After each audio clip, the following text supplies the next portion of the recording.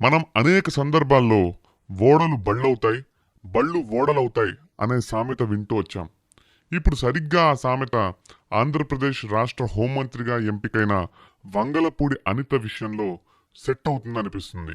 2014 నుండి 19 మధ్య పాయకరావుపేట ఎమ్మెల్యేగా పనిచేసిన వంగలపూడి అనిత ఫైర్ బ్రాండ్గా మంచి పేరు తెచ్చుకున్నారు.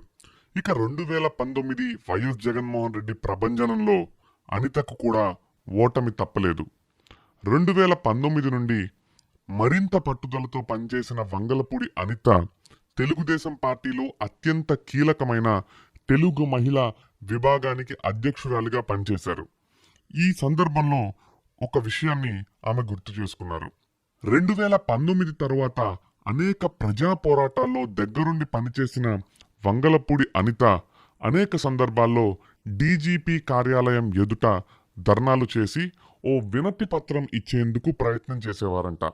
ఆ సందర్భంలో పోలీసులు ఆవిడని డీజీపీ కార్యాలయం లోపలికి అడుగు పెట్టనివ్వకుండా అడ్డుపడేవారు.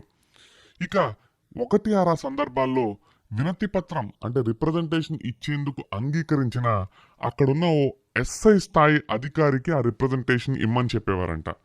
ఆ విషయంలో చాలా బాధపడిన అనిత 1-2 సందర్భాల్లో ఆ రిప్రజెంటేషన్స్ ను అక్కడే చించేసి ఎప్పటికైనా మీరందరితో సలాం కొట్టించుకునే పొజిషన్లో నేను మీ కార్యాలయంలోకి అడుగు పెడతా అని ఓ శపథం చేశారంట. ఇప్పుడు మంత్రి అయిన తర్వాత అనిత ఈ విషయాన్ని గుర్తు చేసుకుంటున్నారు. మరో 2-3 రోజుల్లో వంగలపూడి అనిత రాష్ట్ర హోంమంత్రి హోదాలో అదే డీజీపీ కార్యాలయంలోకి ప్రవేశించబోతున్నారు. ఎవరైతే ఆమెను కార్యాలయంలోకి అడుగు కూడా పెట్టనివ్వకుండా అడ్డుపడ్డారో వారందరి చేత సలాం కొట్టించుకోబోతున్నారు. నిజంగా రాజకీయమా? నీకు జోహార్.